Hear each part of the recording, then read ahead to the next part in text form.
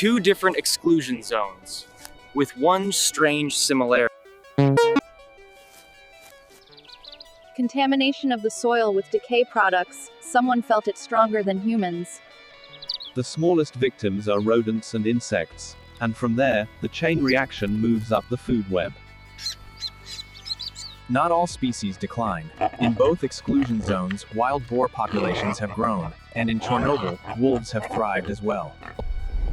The Chernobyl zone has grown far wilder, Hest.